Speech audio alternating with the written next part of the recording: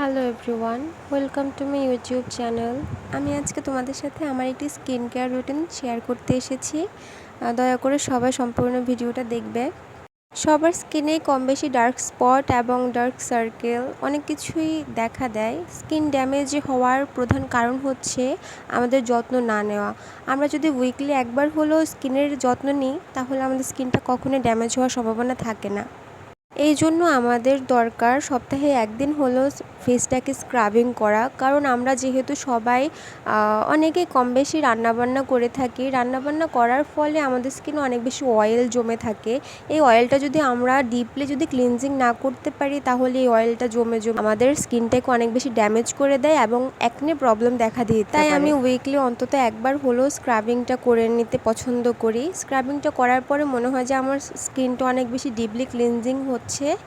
আমি সিম্পলের স্ক্রাবটা দিয়ে আমার ফেসটাকে 15 মিনিট ধরে স্ক্রাবিং করে নিয়েছি এবং স্ক্রাবিং করার পরে একটু হালকা কুসুম গরম পানি দিয়ে আমি আমার ফেসটাকে এভাবে মুছে নেব।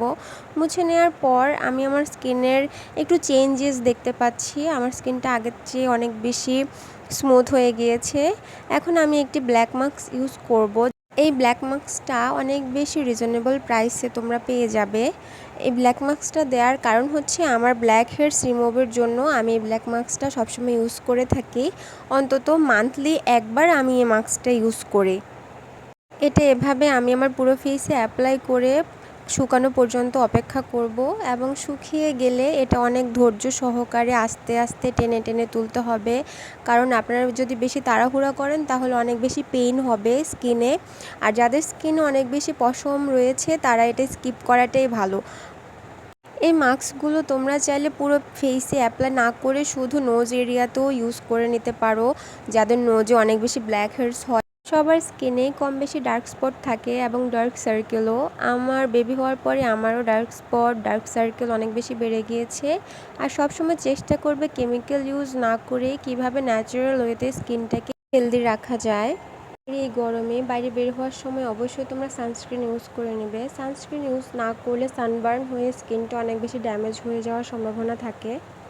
এভাবে আমি আমার পুরো ফেস থেকে মাস্কটা আস্তে আস্তে রিমুভ করে নেব। রিমুভ করার পরে আমি কুসুম গরম পানিতে পাফ ভিজিয়ে আমার স্কিনটাকে মুছে নেব।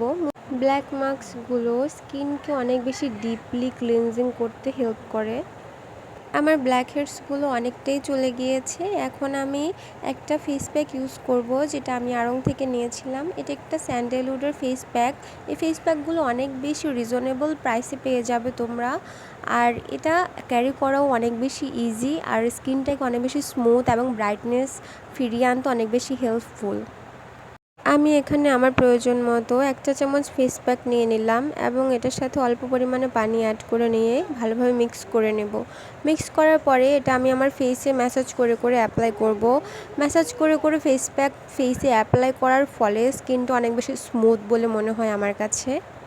আমার পুরো ফেসে এটা অ্যাপ্লাই করার পরে প্রায় 15 মিনিট অপেক্ষা করব।